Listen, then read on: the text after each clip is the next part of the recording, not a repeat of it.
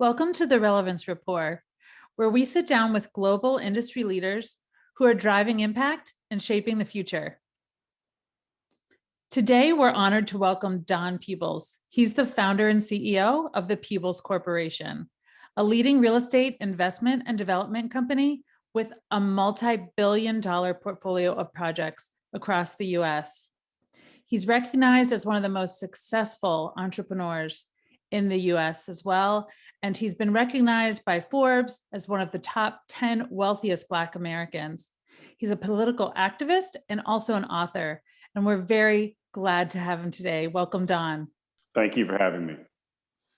I wonder where you are. I see the beautiful background, nice pictures of the family.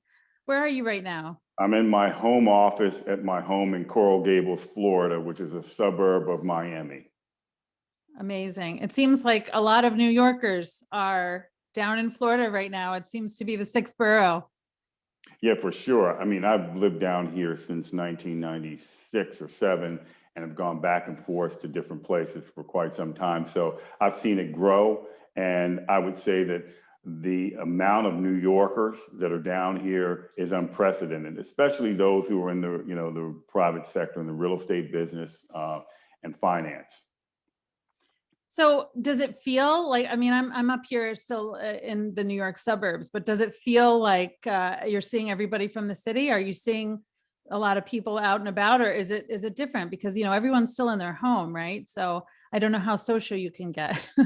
Well, here it's very different. Here, weather creates an environment to be outdoors. I mean, if we think about New York City and, the tri-state area during the summer, there was outdoor dining. People were outside, they were walking around and so forth. And you go into some stores, there was a mask requirement to go into the stores and so on. So what you have here in South Florida is you've got people walking around, the restaurants are open, there's outdoor dining, and the weather is cooperating. It's in the mid 60s to mid 70s here right now over the last few weeks. And so people are out and about. I mean, I'm getting requests and invitations for lunch or meetings in person from New Yorkers that are, scattered around, from Palm Beach down to Miami. So it feels like a pandemic because we're working this way, through Zoom and virtual meetings. And it also feels a bit like a pandemic because people are wearing masks and we're wearing masks, but there's no mask mandate here. And so what you have though is the restaurants and kind of more normal life, active, and it's crowded here. I mean, there's traffic in the car. Right. You get into a car, there's congestion. So it's very, very different experience in what, you see in New York, for example, right now. Yeah, I feel like New Yorkers are so resilient and they're finding a way to adapt. I feel so busy right now, and I know you are as well. Everybody's finding a way through Zoom and networking where they can and finding opportunities. So do you think that we're going to be coming back to the old New York or the old way of doing things anytime soon? Or do you think there are some permanent changes now that we're in this new post-COVID world? Yeah, one, I don't think that we're going to come back to doing things as they normally were. I think, look, I'm fortunate. There are many people in my space and at my income level that are fortunate because we've got the freedom of mobility, some flexibility and the like, but the vast majority of New Yorkers and the vast majority of Americans are, being hit very hard by this pandemic. And so we've got to all be putting our thinking caps on as to how we rebuild our economy so that the people who are, working and struggling and whose jobs have been lost, that there's a way for them to earn a living and prosper. And so I do not think New York comes back the way it is. I think in some regards, this is an opportunity for New York to improve itself and to address some of the systemic challenges that New York has faced. So for example, one, I don't think we're coming back into the offices in the same way. So there's going to be less wear and tear on the infrastructure for commuting because now people can work remotely. It would be absurd for any business to expect unless they're doctors or some type of, service provider, to come into their offices every day. So I think you're going to see more people live in the suburbs, stay at home outside of the city, and it'll reduce the burden on the infrastructure. I think New York is going to become much more, it already has become much more affordable. So people will be able to live in New York on a more affordable basis. That will attract younger residents to New York and, again, reduce the level of commuting. And I think it's clear that retail space and retail rents, for example, have gone down significantly, and that was happening before the pandemic. So that's going to make it more affordable for aspiring entrepreneurs and small businesses to open up businesses, grow their businesses, or start new ones. And so that's a very positive thing for New York. So I think New York has the opportunity to re-energize itself and to remake itself to be even better and a more perfect city than what it was in the past. Because in the past, New York had tremendous wealth and income disparities, and still does. Yeah, I couldn't agree with you more, Don, because it seems like there's a great opportunity for a renaissance now. We're reimagining the city, and some of the most creative minds and innovative minds are coming to the table, and they're having a chance to have a voice and really think about what's a smarter way, not always the way that it was done, but what's a smarter way that we can function as a city.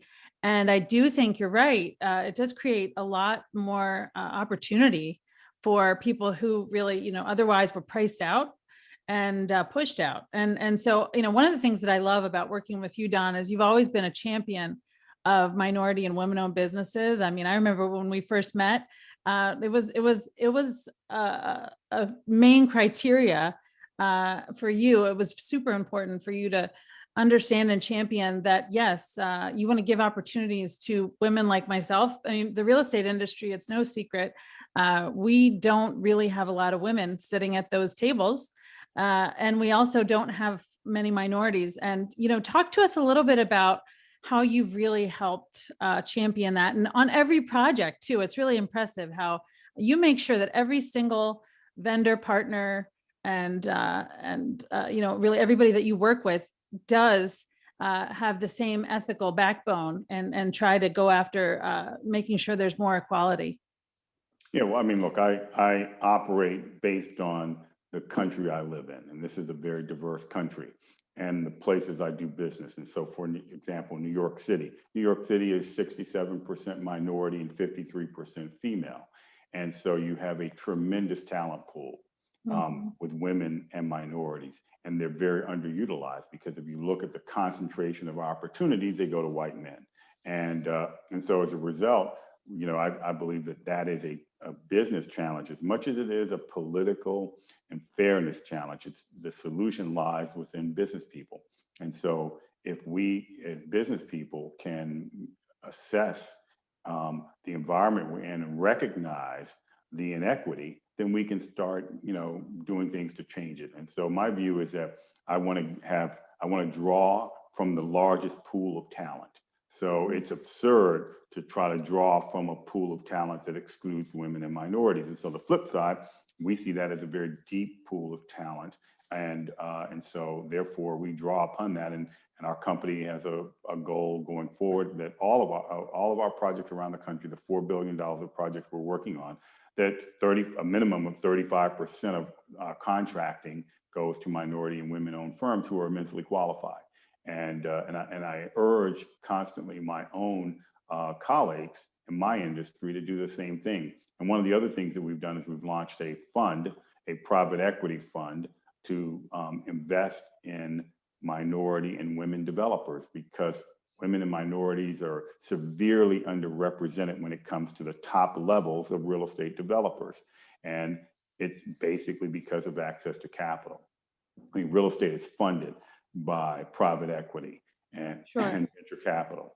And right now there's $69 trillion of capital invested in private equity and venture capital, but less than 1.3% of that money goes to firms owned or run by women and people of color combined. So that means that 98.7% of all venture capital and private equity dollars go to white men. an absurdly unfair allocation of capital. And so we're trying to do our tiny little part to change that. And I kind of challenge everybody else in my industry to do the same.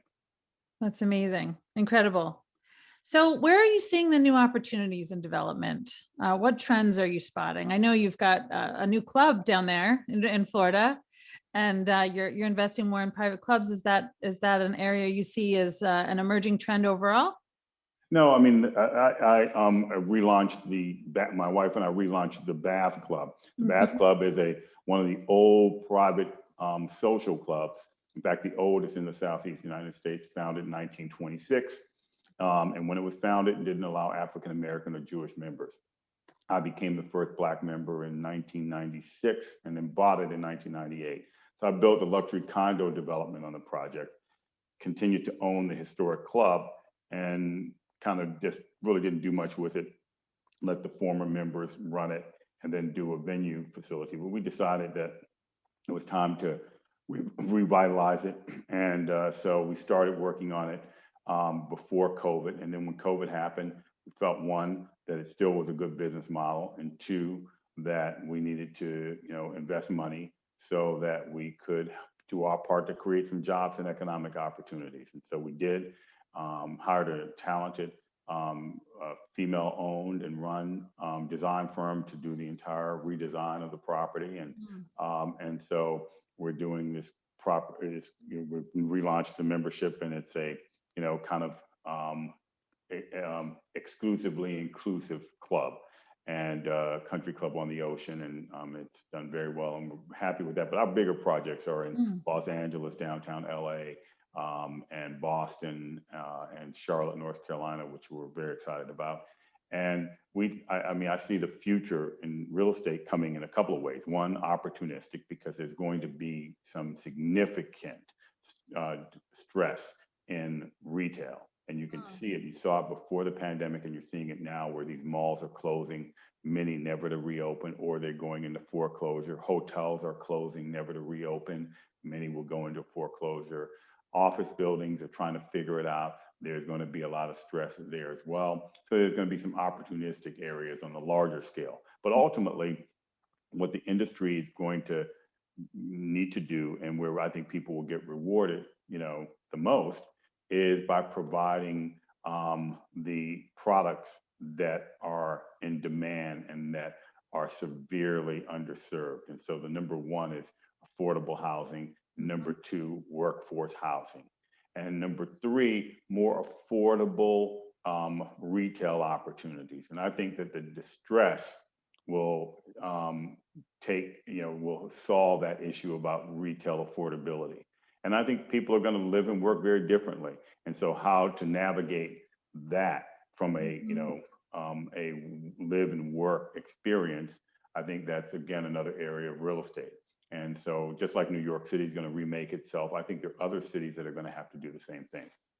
Absolutely. Yeah. I mean, our office in London, we talk about it several times a day. What's the new Soho going to look like in London? What's the new shopping experience, retail experience, dining experience going to look like there? And same in New York and also LA. And I love that you're doing so much in such a wide array of projects in various cities around the country. It's exciting because you're definitely very diversified. I mean, you're investing in many different types of large scale projects, and they're all very exciting. Can you talk to us a little bit about your latest one in Beverly Hills? Yeah, we are under contract on a site that is in the heart of Beverly Hills that we're exploring doing a mixed use hospitality and then residential condos. One, that market is underserved on both.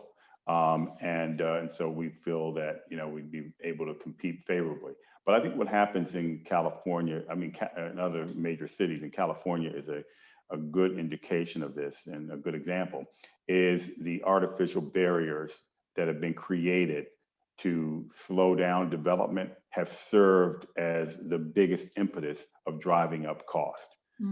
Because of how long it takes to get land entitled in California, it drives up the cost of land and then forces developers to go the luxury route for housing because they've spent so much money and time getting the sites entitled. And so the values of the sites go up. Mhm. And the number one thing you need to provide workforce and affordable housing is low cost land, and to be able to execute those business plans and development plans very quickly. So I think California has to rethink itself. New York has begun to do that already, and but it's never been as restrictive as, say, Los Angeles or San Francisco. So, but still, I think that's where we're going to see some changes too. The dirt is just too expensive, they say. So, to make the development deals work. And so I think you're right. We're going to be seeing hopefully more affordable product coming to market, and more of an opportunity for people to actually live in the cities at an affordable price, and more people being able to own a home in urban areas, and more opportunities for people who typically were priced out, as we mentioned. What are some of the ways in which you see developers, potentially having a great opportunity now? I mean, just thinking about it from a business perspective, I've heard a lot about life sciences. There are lots of new tech opportunities for developers. Do you see certain areas that you think are going to be ripe for opportunity for developers? I think that real estate developers, that we're entrepreneurs.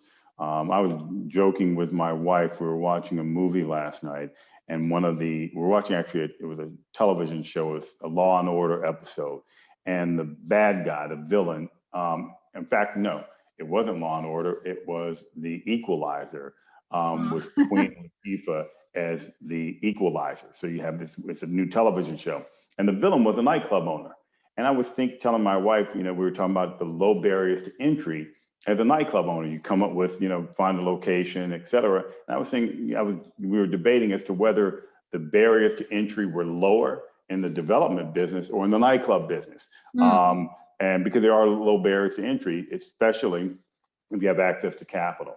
I think that as long as we are a capitalistic democracy, and as long as we are in that space, then capital and investors are going to go to places where they can, or product type where they can make the most money.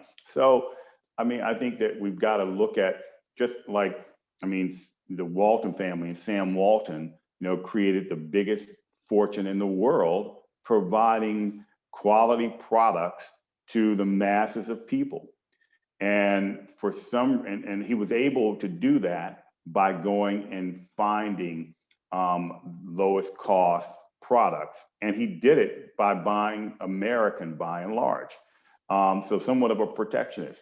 Somehow we have to figure out how to be able to do that, to provide quality, basic housing for all Americans, especially who are living in our urban centers. Mm-hmm. And what we are seeing is the failure to do that has actually made these markets less attractive. I think if you ask New Yorkers what's one of the top 3 issues of quality of life, they will tell you one of them will be homeless. Ask residents of San Francisco, Los Angeles, Seattle, they'll all say kind of the same thing. So we've got to figure out how to make it profitable. And everybody's in different tiers, by the way. Not everybody, there's not enough rich people to build all the luxury housing. That's why New York has had a recession in that space. So we got to figure out how to solve that. And I think that is going to be our challenge of this time. And I think for the first time in probably our nation's history, the public isn't accepting it anymore. They're not accepting this capitalism where you don't care or take care of our fellow citizen. So there's going to be a greater expectation that some of these challenges, like affordable workforce housing, are addressed. And I think failing to do that will threaten the type of democracy we have. So I think our businesses are going to have to kind of re-engage in saying, okay, we're going to figure out how to make money doing this. We're going to have to push the government to do things that allows a more expeditious delivery of affordable housing and the like. And I think that's going to be our challenge of this new cycle. I love that. I love that, Don, because we've developed something at Relevance called the Purpose Method, and it's to help our clients, by and large, a lot of them are in the real estate or hospitality space, help them find their deeper purpose, because we're finding that if all quality is considerable, pretty much the same between different options to work with different types of brands, they will always try to choose the one that has a deeper purpose. And so we're helping our clients navigate that and figure out, well, how do we actually go a little deeper and make a difference? And what you're talking about is really that. And you have it inherently, Don. You've had it for a long time. You don't need help finding your purpose. You're very clear on your purpose, which is what I love about you. But I do think that a lot of people who historically were trying to make a profit and make money, and that was the goal, and it was a race, are changing their thinking. And it's a really positive change, because yes, they still want to make money. They want to be successful. There's nothing wrong with that. But they also want to try to make the world a better place. And if there's one thing that I think is the most positive outcome of this horrible pandemic, it is that more people are trying to pause and be thoughtful about, is there a way I can be successful and also lift others up? I think that's going to be a theme for lots of brands and lots of businesses going forward, because it's important, and people realize that, to your point, Don, we have to fight for what's right. We know what's right and what's wrong, and we have to try to take a stand. And so business owners like yourself who are taking a stand for positive change are going to continue to be the person that people want to work with and emulate, and I know that, Don, you have a really interesting story. I believe, was it your mother who was in the business, and then you kind of, you were exposed to different successful African American leaders at a young age, right? And you got to see success emulated a lot. I think I've read quite a bit that you had some great role models, but you were given some interesting opportunities, and really your story is exciting. Can you just tell us a little bit briefly about sort of your journey, and then I think it's going to be inspiring for others who maybe don't know it, and might want to just hear a little bit about your story to how you came to where you are today. I mean, I was born in 1960, so I grew up in the 1960s and 70s. And during the 1960s, that was a very critical time in our country with civil rights movement.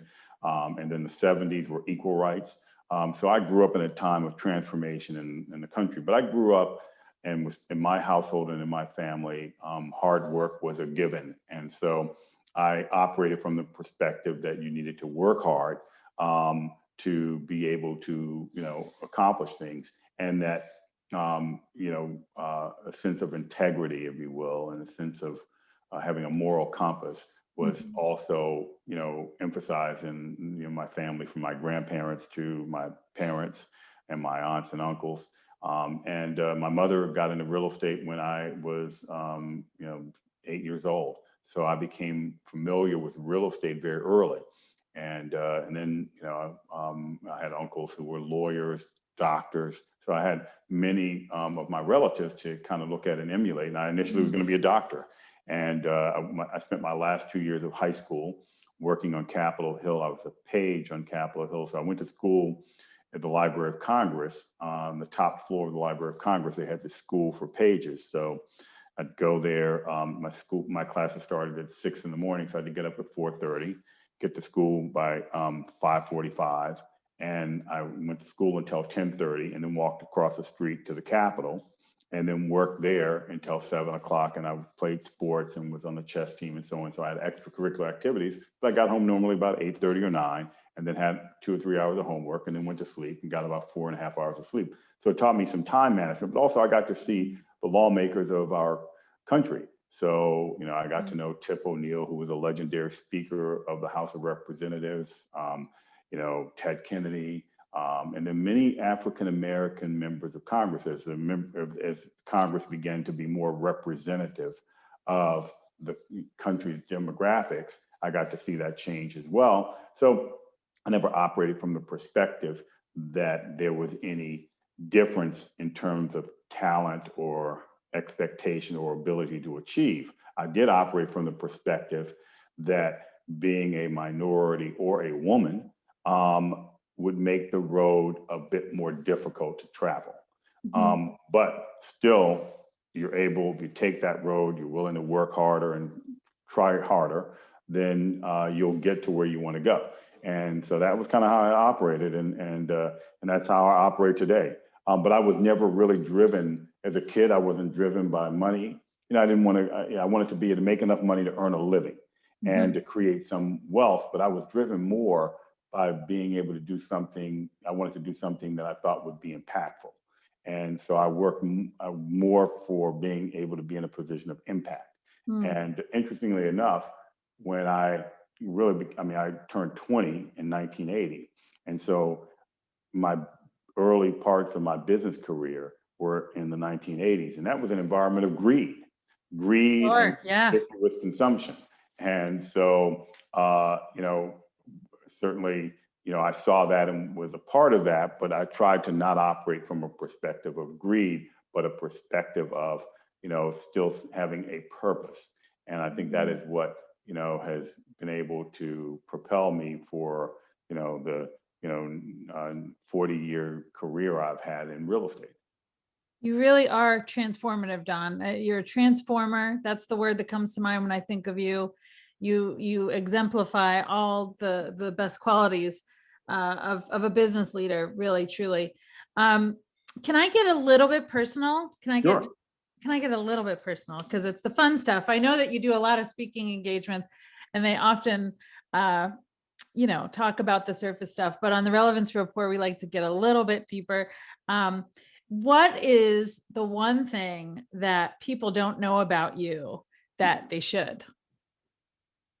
The one thing that people don't know about me is that I am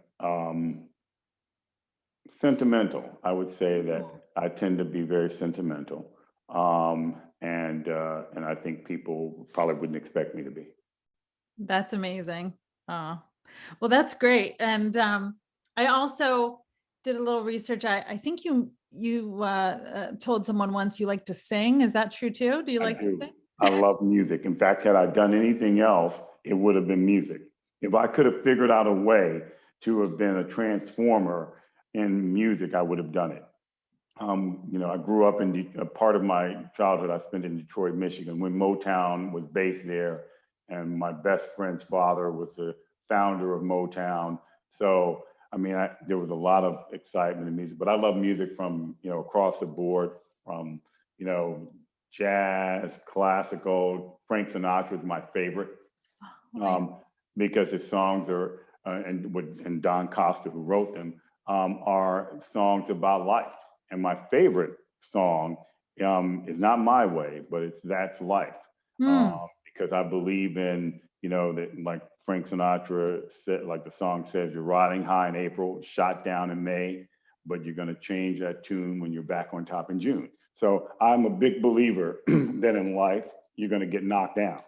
And the measurement isn't whether you get knocked down or not, but it's whether you get back up.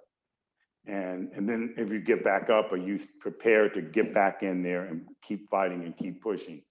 And I would say that has been the way I've kind of lived my life and my career. So I love music, and I generally look for music that's got some kind of meaning to me.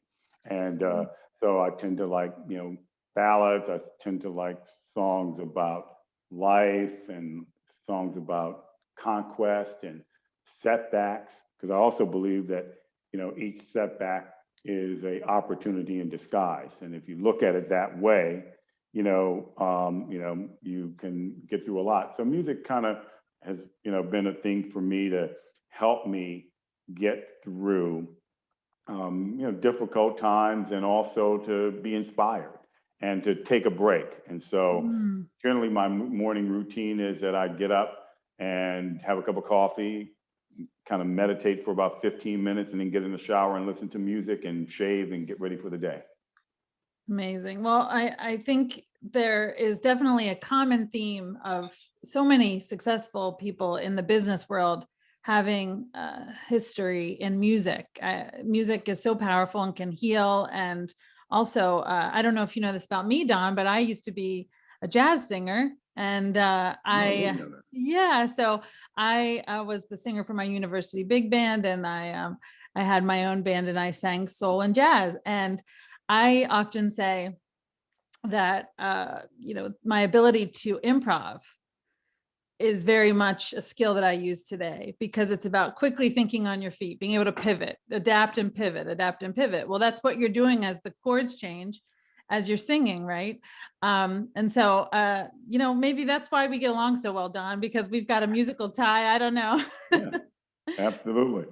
But it really comes down to your soul. You're putting your soul out there in Mhm. what you do, and that's true in music. And it's definitely obvious, Don, that it's true in your work today. And that's why I think you're so successful. And it's really an honor, Don, to have this time with you. And are there any other parting thoughts, pieces of advice, things you'd like to just leave our audience with as we end the cast today?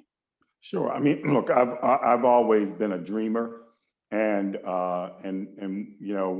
one of my favorite quotes, for example, is one that Robert Kennedy used very often, and it's that those many people look at things as they are and ask why. I Mm, dream of things that never were and ask why not. And so I've always been a dreamer, and so I've kind of dreamed about the possibilities or dreamed about the world I want to be in or the life I want to have or the impact I want to have. And, and I believe that that has given me an opportunity to live in a world without boundaries. I mean, or limitations, not necessarily boundaries, because I think we all should have some boundaries. But I mean, in terms of limitations, I've never seen a ceiling, or mm. felt a ceiling, because I've always been willing and to dream, and I think that that's one of the most important things that we as human beings can do is dream of the possibilities, and then go out there and try to fulfill those dreams or make those dreams come true. Absolutely. Wow.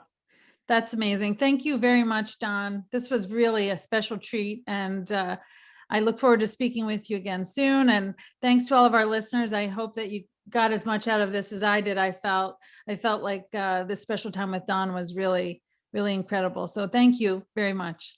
Thank you very much as well, and I'm looking forward to you sending me a disc or a clip of one of your songs. Okay. Right back at you, Don. Right back at you. Okay, All sounds right. good. Thank you. Thank you.